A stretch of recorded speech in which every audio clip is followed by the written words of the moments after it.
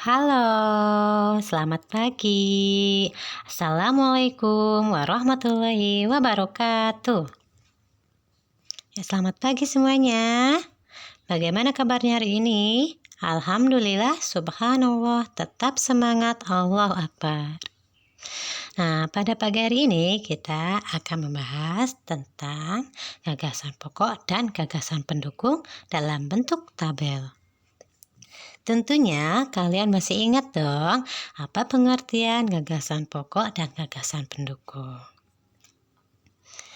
Nah, gagasan pokok dan gagasan pendukung juga dapat disajikan dalam bentuk tabel. Hal tersebut bertujuan agar kalian lebih mudah memahami dalam suatu teks. Bacalah teks berikut. Gelar budaya di sekolah. Keragaman tidak hanya terdapat di lingkungan masyarakat, tetapi juga di lingkungan sekolah. Para siswa di sekolah Udin terdiri atas beberapa suku bangsa. Mereka berasal dari berbagai daerah di Indonesia.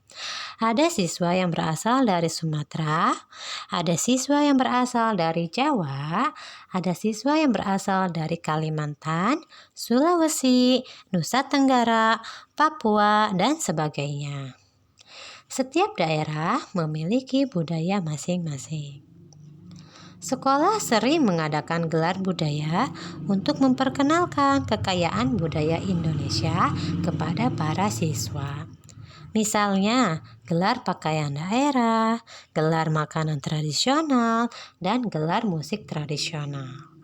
Pada saat gelar pakaian daerah, para siswa mengenakan pakaian daerah ke sekolah.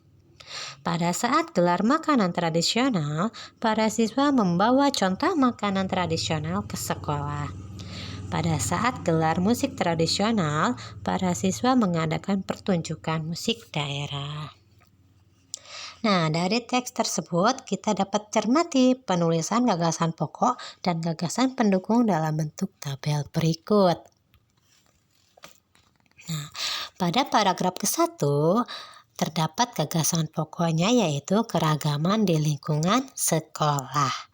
Dan gagasan pendukungnya yaitu para siswa berasal dari berbagai suku bangsa. Macam daerah asal siswa di sekolah Udin. Setiap daerah memiliki budaya yang khas. Nah, pada paragraf kedua memiliki gagasan pokoknya yaitu gelar budaya di sekolah Udin. Untuk gagasan pendukungnya yaitu tujuan gelar budaya, macam gelar budaya, dan penampilan saat gelar budaya.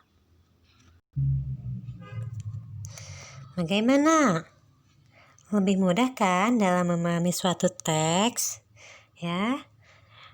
Gagasan pokoknya dan gagasan pendukung dibuat dalam bentuk tabel. Nah, sekarang kita akan lanjut ke materi selanjutnya yaitu membuat ringkasan teks dengan peta pikiran. Kalian pasti sudah pandai menentukan gagasan pokok dan gagasan pendukung dalam bentuk diagram atau peta pikiran. Nah, peta pikiran yang berisi gagasan pokok dan gagasan pendukung dapat dijadikan acuan untuk membuat suatu ringkasan. Nah, meringkas isi teks sama dengan menulis kembali isi teks secara singkat. Nah, ayo kita membuat ringkasan dengan mengikuti langkah-langkah berikut ini.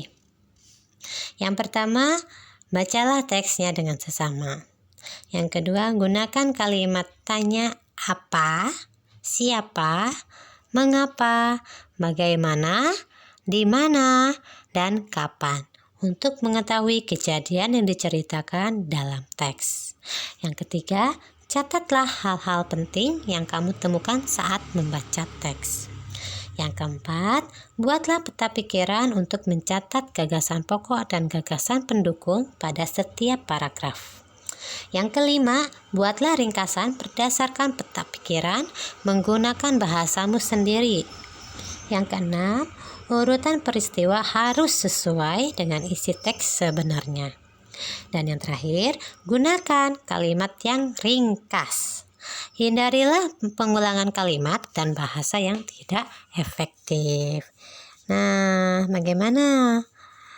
Cukup menarik bukan pembelajaran kita hari ini?